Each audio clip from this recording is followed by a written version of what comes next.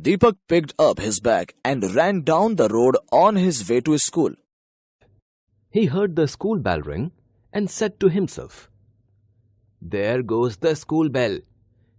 It is welcoming me." As he ran in, the giggles and chatter of other children greeted him. He entered the classroom and sat on a seat near the window, his favorite corner. He took out his book and the class teacher entered. "Good morning, ma'am," greeted the students. She smiled and looked around. "Good morning, dear children. Today we will read about a very famous person who was also the president of our country. Look at this picture and let me see how many of you can guess his name." All the students shouted, "APJ Abdul Kalam." "Yes," she said. Deepak, like others, opened his book and waited. He had started coming to school after a gap of 1 year. After his father's death in the city, it was not possible for his mother to send him to school. They moved to their village and she started working in the fields to earn a living. Deepak wanted to become a police officer, but his dream was shattered. Life went on, and one morning he saw a big board at the village crossing. The villagers had gathered around it and were discussing in exciting voices.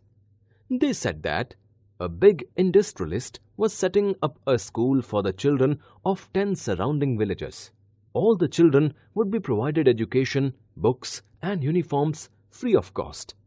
It was truly a blessing for many. Within months, the school was functional and Deepak was very happy to resume his studies. His mother got a helper's job in the same school. "Deepak, can you read the lesson for us?" said the teacher. He confidently replied, "Yes, ma'am." He read aloud, "Avul Pakir Janulabdin Abdul Kalam, popularly known as Dr. APJ Abdul Kalam, was an Indian scientist who was also the 11th President of India. He was born on 15th October 1931 at Rameshwaram in Tamil Nadu in South India.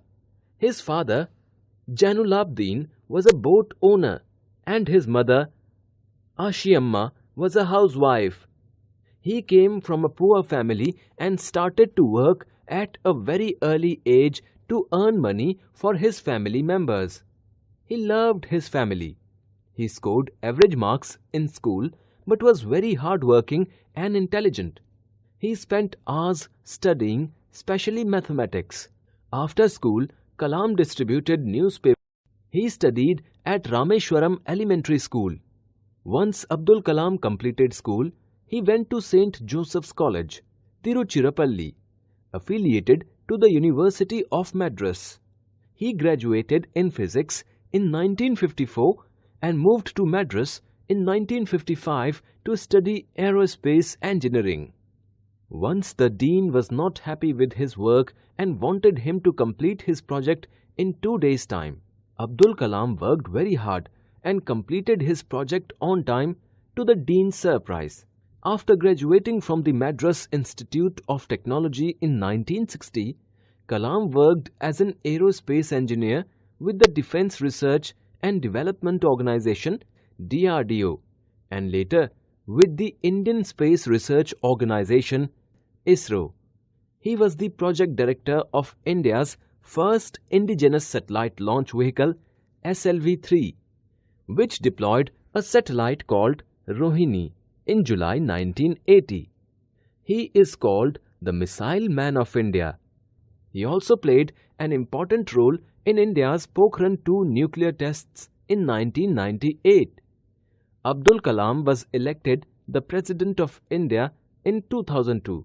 He was a visiting professor at the Indian Institute of Management, Ahmedabad, and the Indian Institute of Management, Indore.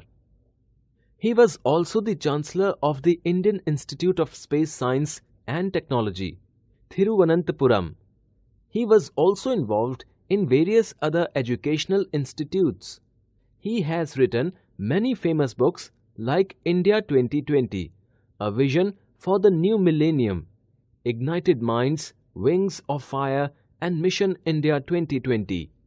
Abdul Kalam loves the youth and children. He felt happy to meet them.